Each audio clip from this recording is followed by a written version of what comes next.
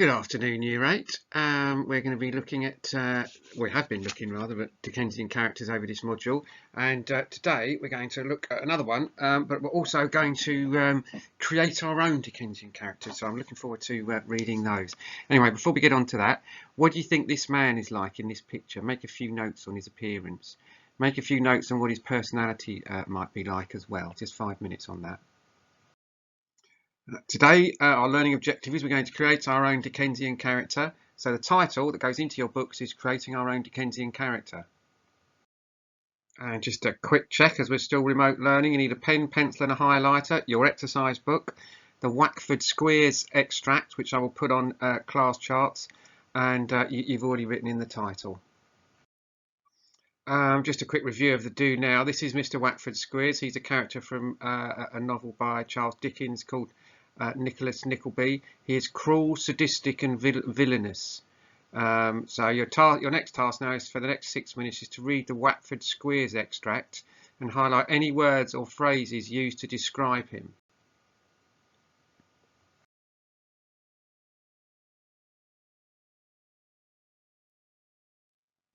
Okay, your task for the next 10 minutes is, I've highlighted some sections of the text here.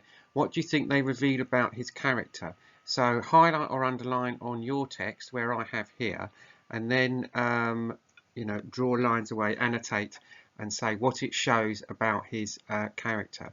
And then there's an extension if you get to the end of that before 10 minutes, which you probably won't because that's quite a lot to do in 10 minutes. Do for the same for the quotes that you highlighted.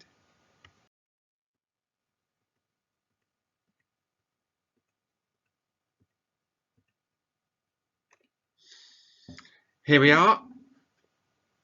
The eye he had was unquestionably useful. He only has one eye and he's misshapen.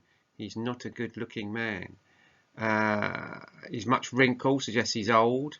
Puckered up, which is an expression that seems evil even when he smiles. He's got a villainous expression. He's got a harsh voice and a coarse manner. His clothes don't fit him properly and he looks constantly surprised by the fact that people take him in any way seriously. So you should have annotations along those lines. Obviously they won't be exactly the same. There we are.